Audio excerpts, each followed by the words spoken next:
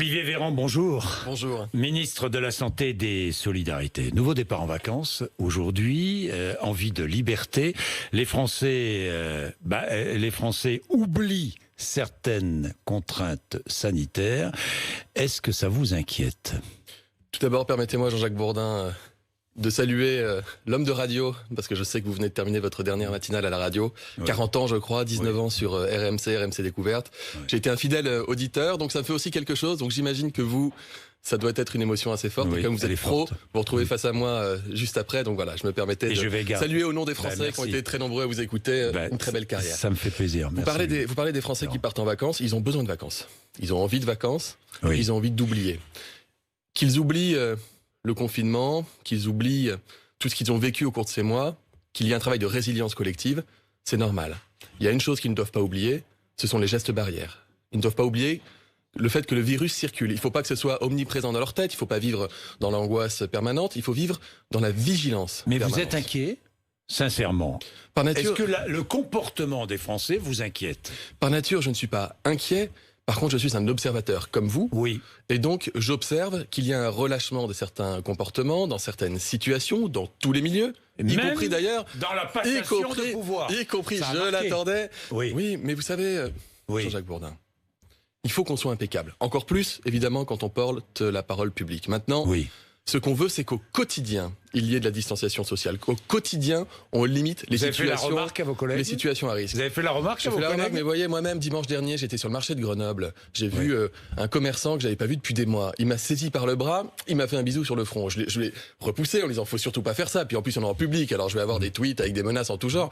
Mais il peut y avoir des moments d'égarement, des moments évidemment de relâchement. On ne demande pas aux Français d'être des robots. On leur demande d'être vigilants au quotidien, de limiter les situations à risque. La situation où vous êtes 100 dans un appartement pour une fête clandestine, où vous dansez les uns avec les autres, c'est une situation qui peut être risquée. Les grands rassemblements qu'il peut y avoir sont des situations qui sont à risque. Quand on veut être sûr de limiter les risques, par exemple, il va y avoir le 14 juillet, il va y avoir des balles, les gens vont sortir, vont boire un coup, ils vont vouloir faire la fête, c'est la fête du pays, c'est la fête pour les Français. Les balles ne sont pas annulées, que les choses soient claires. Ils peuvent le faire avec le respect des gestes barrières, et puis s'ils veulent être sûrs et ils veulent limiter les risques, ils peuvent être acteurs de leur propre santé, par exemple en téléchargeant l'application Stop Covid. C'est parfaitement le moment pour le faire. Ça veut dire que si vous avez été en contact avec des gens qui étaient pas loin de vous pendant un quart d'heure et qui sont potentiellement malades, au moins vous êtes avertis. Ça vous évite de contaminer demain vos proches et d'autres personnes sans le savoir.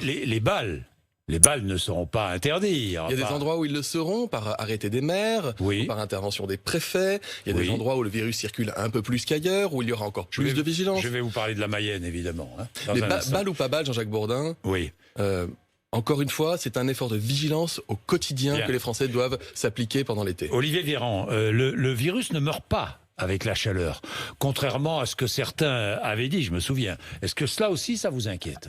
Mais je n'ai jamais considéré que le virus pouvait mourir avec la chaleur, puisque de toute façon, il y avait une épidémie. Pourtant. Oui, mais enfin, on a entendu beaucoup de choses, Jean-Jacques Bourdin, jusque sur votre plateau.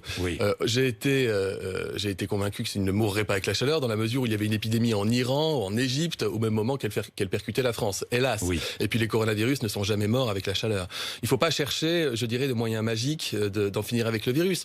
Il y a deux façons d'en finir avec le virus. Notre comportement collectif, en restant vigilant, et le développement d'un vaccin, et tout le monde y travaille. Pourquoi n'y a-t-il aucun contrôle particulier à Roissy ? Il y a des contrôles qui sont faits à Roissy. Alors, il y a deux. Lesquels ? D'abord, j'étais à Roissy dimanche dernier, je n'ai jamais été contrôlé à l'arrivée. Vous venez d'où ? Vous venez d'où ? De Portugal. Lisbonne. Donc vous êtes intra-Europe. Il y a deux listes de pays. Il y a une liste de pays qui sont dits verts, au sein desquels le virus circule pas plus qu'en France. Donc il n'y a pas de raison particulière de procéder à des contrôles spécifiques. Et puis il y a des pays pour lesquels les frontières sont fermées, c'est les cas qui sont en zone rouge, et il y a la situation particulière des binationaux ou des Français qui reviennent de l'étranger, vous ne pouvez pas les empêcher de revenir et personne ne l'envisage. Donc il est demandé aux Français qui reviennent de pays à risque de procéder à des tests PCR sur place. Et comme il y a certains pays qui ne le font pas, nous développons dans les aéroports, et notamment l'aéroport de Roissy, des campagne de tests à l'arrivée, et je souhaite que ce soit des tests qui soient salivaires. Je souhaite que ce soit des tests salivaires, qui sont des nouveaux tests, qui sont des nouveaux tests en train. Vous allez déployer des tests. Expertisés. Alors, dites-moi. précisément. Donc dans les aéroports, notamment à Roissy, il va y avoir des tests salivaires obligatoires. Je suis en train de travailler avec Jean-Baptiste Djebari, qui est le ministre délégué au transport. Nous avons fait la comptabilisation du nombre de personnes que cela concerne. Je travaille avec le directeur général de l'ARS Île-de-France, Aurélien Rousseau, pour pouvoir déployer des équipes dans les aéroports et procéder demain à des tests salivaires. À partir de quand? Nous sommes en train d'acheter... En fait, ces tests salivaires sont des tests qui sont tout nouveaux, qui sont encore en cours de qualification, mais qui sont presque aboutis. Donc dans les tout prochains jours, nous pourrons développer cette campagne supplémentaire. Mais on ne reste pas... C'est-à-dire que tous les voyageurs qui viennent de pays extra-européens seront testés. Tous les voyageurs qui viennent de pays à risque se verront proposer d'ici quelques jours obligatoire un test. Ou pas? On ne peut pas contraindre quelqu'un à avoir un test. Nous demandons déjà aux Français qui reviennent de se faire tester sur site. Lorsqu'ils ne le peuvent pas, nous leur demandons d'aller dans un laboratoire, un hôpital ou chez leur médecin pour pouvoir se faire tester. Mais de manière, donc les consignes, elles sont passées, Jean-Jacques Bourdin, mais de manière à simplifier les démarches, nous allons faire ces campagnes de tests à même les aéroports partout où ce sera possible. On va parler des tests, je vais vous parler de la Mayenne, mais je voudrais évoquer les États-Unis qui vont quitter effectivement l'OMS en 2021, hein, pas tout de suite. Est-ce une faute? Moi, je crois qu'on a besoin d'une politique de santé mondiale. Je suis allé à Genève en présence du ministre allemand de la Santé rencontrer Tedros, qui est le patron de l'OMS. Il y a le temps passe à une vitesse, je ne sais plus si c'était la semaine dernière ou il y a 15 jours, à Genève pour discuter d'une politique d'évaluation rigoureuse, mais en même temps réaffirmer à l'OMS l'amitié et le soutien de la France. Nous avons besoin de faire évoluer cette institution, que les États-Unis quittent une institution mondiale qui fait sens et qui est indispensable dans la période. C'est évidemment une décision que je trouve dommageable. C'est une faute. Je vous ai dit que c'était dommageable. Je n'ai pas à condamner un État, sinon je vais recevoir des coups de fil. Je vous dis que je considère que la place des États-Unis est au sein de l'OMS. Bien. Combien de Français sont-ils dépistés chaque semaine? Le nombre de tests réalisés, effectivement, augmente, puisque nous en sommes à 350 000 désormais. Vous nous aviez promis 700 000, Je vous ai promis qu'on était en capacité de faire 700 000 et nous sommes en capacité d'en faire plus. Mais pourquoi est-ce qu'on n'en fait pas plus? Vous savez, nous avons envoyé 1,5 million de bons de l'assurance maladie chez les gens pour leur dire faites-vous tester si vous voulez vous faire tester. Nous venons de faire la même chose en Mayenne avec 300 000 bons qui ont été envoyés. On ne va pas aller chercher les gens par le bras pour les emmener se faire écouvillonner afin de faire une PCR. Vous savez, le chiffre qui est le plus important, Jean-Jacques Bourdin, c'est le nombre de tests qui sont positifs. Nous sommes à 1,1% de tests positifs. C'est-à-dire que sur 100 Français qui se font tester, il y en a 99 qui n'ont pas le Covid. C'est pas satisfaisant. 1,1, si. Mais le jour où ce sera 0, ça veut dire que le virus ne circulera plus. En période d'épidémie, nous étions à 25% de tests positifs. 1,1, 99% des Français que nous testons n'ont pas le virus. Et en Mayenne, les mailles du filet sont très serrées. Et en Mayenne, le taux est un peu plus élevé, parce que nous avons fait des tests. Ce qui se passe en Mayenne, c'est d'ailleurs, ça montre... 6 clusters, ça montre 5 ou 6. Ça montre l'interventionnisme et ça montre la vigilance et l'efficacité de notre politique. En Mayenne, nous avons testé systématiquement des EHPAD, des milieux, et d'ailleurs l'EHPAD où on avait peur qu'il y ait des cas, il n'y en a pas, on a testé tout le monde. Nous avons testé les abattoirs qui sont des milieux fragiles, on le sait, parce que ce sont des milieux confinés avec des populations parfois fragiles et qui vivent ensemble. Et là, nous avons identifié des clusters, ainsi que dans des lieux d'hébergement d'urgence et d'hébergement collectif. À ce stade, il n'y a pas ce qu'on appelle de diffusion communautaire. C'est-à-dire que les chaînes de contamination, les chaînes de transmission du virus, nous les tenons. Donc on identifie des dizaines de cas dans un abattoir, par exemple, des dizaines de cas dans un lieu confiné d'hébergement collectif, mais le virus, à ce stade, n'a pas montré qu'il était capable de circuler en dehors de ces zones. Donc, c'est exactement ce que nous faisons depuis 12 semaines et qui explique qu'en France, contrairement à beaucoup de pays autour de nous, le virus régresse semaine après semaine. C'est exactement ce que vous m'aviez demandé, Jean-Jacques Bourdin, vous-même. Et si vous regardez en Mayenne, vous allez voir des drives où les Français sont invités à aller se faire tester. Toute la population du département sera testée. 300 000 personnes peuvent se faire tester. Encore une fois, on ne peut pas contraindre les gens, mais on les invite, on les incite à le faire. Des bons que avec les autorités sanitaires, bien sûr. Et même sans bons, je veux dire, s'ils ont des symptômes ou une inquiétude, bien sûr. Remboursés par la sécurité sociale, j'imagine. Toujours. Est-ce que si la situation ne s'améliore pas en moyenne, vous envisagez un reconfinement? Mais à ce stade, il n'y a pas lieu de l'envisager puisque nous sommes en train déjà de maîtriser la circulation du virus. Maintenant, Jean-Luc Bourdin, il y a l'Allemagne, qu'on prenait à juste titre d'ailleurs en exemple sur bien des domaines, a dû reconfiner près d'1 million d'habitants. L'Australie a reconfiné. Le Portugal a mis en place des mesures plus sévères. Je ne vous parle même pas des États-Unis avec ce qui se passe là-bas et qui est extrêmement inquiétant. L'épidémie à l'échelle de la planète augmente. Il y a plus d'1 million de nouveaux cas chaque semaine dans le monde. Donc le virus a régressé et régresse semaine après semaine depuis 3 mois dans notre pays, mais il augmente dans un nombre très important de pays. Donc on reste très vigilant et acteur. On traque ce virus. Test salivaire dans les aéroports, on est bien d'accord. Hein, test salivaire aussi. J'attends l'autorisation des autorités de santé pour pouvoir le faire. Je souhaite ardemment que nous puissions le faire. Et test salivaire peut-être dans les stades aussi. Les tests salivaires avec Roxana Maracineanu, la ministre déléguée au sport. Nous travaillons depuis déjà un certain temps. Les tests salivaires sont déjà opérationnels dans les milieux sportifs professionnels, ce qui nous permet d'ailleurs de qualifier ces tests pour voir s'ils sont aussi performants que les affreux Je m'arrête un instant sur les stades. Le championnat de France de football de Ligue 1 va reprendre les 22 et 23 août, Ligue 1, Ligue 2. Est-ce que ce championnat reprendra avec du public ? Vous connaissez aujourd'hui les conditions de rassemblement dans les stades. Nous limitons à 5000 personnes les rassemblements, quelles que soient les conditions, avec des tests salivaires, quelles que soient les situations. Pour les joueurs ? Non, je parle des pour le public. Oui, on ne fera pas de test à chaque personne qui va voir un match de foot. Enfin, je crois que c'est difficile, c'est impossible. Mais ensuite, on fera évoluer les conditions. On fera évoluer les conditions sanitaires à mesure qu'elles le justifieront, quelles que soient les situations. Nous ne prendrons jamais un risque non maîtrisé, même si on peut avoir très envie d'ouvrir telle ou telle structure ou de permettre aux Français de retrouver une vie normale. J'ai promis, je voudrais vous parler des discothèques. Oui, je l'ai vu d'ailleurs en venant. S'il y a un secteur qui souffre, ce sont les discothèques. Comment accepter que sur Airbnb, on puisse louer un appartement, une maison, organiser une fête à 100, 150, 200 personnes sans aucun contrôle, avec tous les risques sanitaires que cela entraîne, et laisser fermer des discothèques? Franchement. En venant sur votre plateau, j'ai été interpellé par des représentants des acteurs du monde de la nuit. Je suis allé discuter avec eux. Je leur ai dit que je comprenais parfaitement. Mais vous n'imaginez pas, ne croyez pas du tout qu'on soit insensible d'abord à la question de ces personnes qui tiennent des établissements, qui veulent vivre de leur profession. Je ne suis pas du tout insensible non plus à la situation des jeunes et pas non plus à celle des parents qui aimeraient bien que leurs jeunes puissent aller se défouler. C'est le cas pour aussi le sport amateur, les sports de combat amateurs. Donc on a des situations qui sont complexes. À date, Jean-Jacques Bourdin, à chaque fois que j'ai eu des recommandations sanitaires permettant de prendre des décisions d'ouverture, je les ai suivies. Et à chaque fois que j'ai eu des recommandations qui allaient dans le sens inverse, je les ai suivies. Il y a 2 sujets, si vous me permettez. D'abord, il y a le sujet de l'accompagnement financier, économique de ce secteur, qui ne doit pas mourir. Il est hors de question de laisser ces personnes et leur activité économique mourir. Deuxièmement, je considère comme vous qu'on doit être amené à faire évoluer un certain nombre de situations. J'aurai cet après-midi un conseil de défense. Ne croyez pas que cette question nous passe par-dessus la jambe. C'est tout l'inverse. C'est tout l'inverse. Ou pas cet été? Je vous dis que nous aurons un conseil de défense, comme nous en avons régulièrement et systématiquement. Cette question est abordée. Si les conditions ont mis en place, ce n'est pas une décision du ministre de la Santé seul dans son coin, c'est une décision prise avec les autorités sanitaires.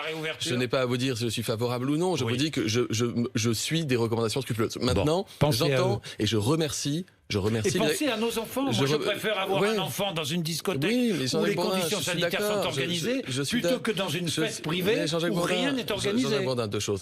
Je considère qu'ils font un travail sérieux, les acteurs du monde de la nuit, et qu'ils ont fait des propositions sérieuses qu'il nous faut regarder. Deuxièmement, vous avez vécu comme moi la fête de la musique, et je ne sais pas si vous avez été interpellé comme je l'ai été, mais chaque image où on voyait 50 ou 200 personnes danser, c'était autant d'émotions des Français qui disaient comment cela est-il possible. Encore une fois, il vaut mieux retrouver ces personnes-là dans une discothèque, où tout est organisé. Je ne sais pas. Il y a les sujets de climatisation, il y a les sujets d'aération. Il faut regarder chaque chose. Encore une fois, on prend le sujet extrêmement au sérieux et je comprends parfaitement les mois de la profession. Bien, une question. La France est-elle prête à affronter une seconde vague? Et si tel est le cas, quel reconfinement est envisagé? Ce que nous montrons depuis 12 semaines, c'est que la France est prête à empêcher une seconde vague.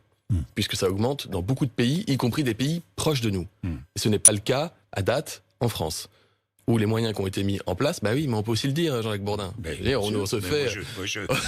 On a aussi le droit de le dire. C'est qu'à date, je constate que le virus continue d'être maîtrisé au prix d'efforts qui sont des efforts considérables, qui ne sont pas les efforts du ministre de la Santé ou du gouvernement, qui sont les efforts de l'assurance maladie, des agences régionales de santé, des médecins, des SAMU, des pompiers, de tout le monde qui sont mobilisés sur le territoire et des Français qui font attention. Donc nous avons un plan face à toute situation. Maintenant, il y a des choses qui nous échappent. Ça ne vous aura pas d'ailleurs échappé, Jean-Jacques Bourdin, depuis le début de cette épidémie. Oui, les malades qui ne s'en sortent pas, qui restent avec des conséquences terribles, terribles. Ça devient maladie chronique. Vous parlez de ce qu'on appelle des Covid persistants. Oui, le Covid persistant. Covid persistant, qu'est-ce que vous allez faire? Une prise en charge pour eux? Qu'est-ce que vous allez faire? Il y a une prise en charge médicale qui doit être de toute façon organisée. Ce qu'on sait, c'est qu'il y a un certain nombre de malades qui ont contracté le virus, parfois avec des formes sévères, parfois des formes moins sévères, et qui conservent des symptômes semaine après semaine. Les premiers symptômes, c'est de la fatigue, parfois de la dyspnée, parfois des maux de tête, etc., etc. Donc, nous sommes en train, pas la France toute seule, à l'échelle mondiale, il y a beaucoup de recherches qui sont conduites pour voir s'il persiste un mécanisme inflammatoire au-delà de la phase aiguë de la maladie qui pourrait expliquer cette fatigue. On l'avait vu avec des cas pédiatriques, par exemple, avec des phases inflammatoires qui pouvaient durer plusieurs semaines. Nous sommes aussi il y a des études qui sont conduites avec des scanners pulmonaires, ce qu'on appelle des scanners low dose, pour voir s'il existe des séquelles respiratoires chez certains patients qui se plaignent de troubles respiratoires. Donc nous sommes à la fois à l'étape de la recherche, c'est tout nouveau. Et en même temps, à la phase de l'accompagnement et du suivi médical, je travaille avec les professions médicales. Une prise en charge pluridisciplinaire. Bien sûr. Bien sûr, partout où c'est nécessaire, bien sûr. Mais les médecins savent cela et savent le faire. Bien, Ségur de la santé. Le gouvernement a donc proposé 180 €, 90 € net en septembre, 90 € net en mars. Hausse de rémunération pour l'ensemble des personnels hospitaliers de l'hôpital public en dehors des médecins. C'est bien cela. C'est plus que ça. C'est plus que cela. Ah oui, vous prenez le premier étage de la fusée. Bon. Il y a 3 étages dans cette fusée. Je vais vous parler des emplois. Je vais vous parler des emplois. Mais non, sur la rémunération, il y a 3 étages. Bon, alors 180 €. Si je peux me permettre de compléter. Allez-y. 1 700 000 salariés de l'hôpital public, privé non lucratif, privé lucratif, EHPAD, 1 700 000 Français, pour la plupart des femmes, avec un grand nombre d'entre elles et d'entre eux qui avaient des salaires qui n'étaient pas à la hauteur de leur mission, vont voir dans quelques mois leur salaire net augmenter de 180 €. Ça, c'est la base. La base. Ensuite, il y a les soignants, les infirmières, les aides-soignantes, les métiers médico-techniques, qui vont avoir ce qu'on appelle un travail sur les grilles de la fonction publique, ce qui fait qu'en définitive, rien qu'avec ces 2 premières mesures, il n'y a pas une infirmière à l'hôpital qui touchera moins de 215 à 220 € net de plus. Il n'y a pas une aide-soignante à l'hôpital qui touchera moins de 215 à 220 € net de plus. Et le 3e étage de la fusée, Jean-Jacques Bourdin, c'est ce que j'ai appelé l'engagement collectif. C'est une politique d'intéressement mise à l'échelle des établissements de santé qui permet d'organiser des soins en équipe, au service des malades, la qualité des soins, et qui donnera lieu à des rémunérations complémentaires identiques pour tous les membres de l'équipe. Et avec cela, ce sera encore 45-50 € net de plus pour toutes les personnes qui sont concernées. Et ajouter encore ce que nous avons négocié avec les syndicats, les majorations d'heures supplémentaires. En pratique, une infirmière qui est dans un hôpital avec une pratique d'amélioration des soins et qui fait quelques heures sup, et elle le souhaite parfois, pourra même gagner parfois 400 € net de plus par mois. C'est la plus grosse augmentation de revenus qui n'a jamais été proposée dans ce pays. Et je suis, même un peu ému parce que, vous savez, j'ai passé plus de 40 heures en bras de chemise avec les syndicats là, ces derniers jours, jusqu'au cœur de la nuit, jour après jour, pour négocier, pour discuter. On est tellement d'accord les uns et les autres sur le diagnostic et le constat. Les syndicats vont tous signer ? Je ne pense pas que tous les syndicats signeront. Vous ne bougerez plus de toute façon. Non, mais il y a un projet d'accord qui a été envoyé, qui est en cours. C'est à prendre ou à laisser. Ce que je peux vous dire, c'est qu'hier soir, Jean-Jacques Bourdin, nous sommes tombés d'accord avec la majorité des syndicats médicaux sur un projet d'accord. J'attends qu'ils me confirment leur validation.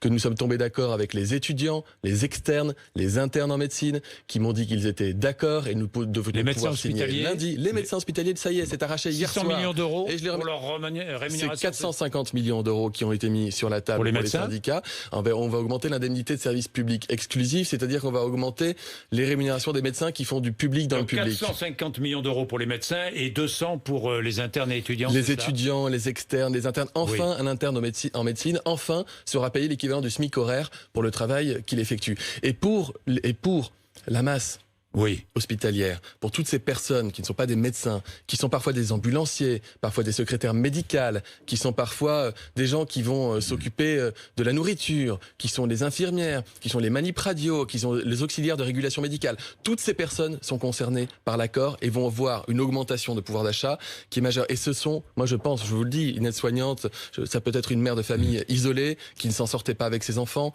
Quand vous avez 220, parfois plus, de plus en net par mois, vous imaginez ce que ça change dans un quotidien.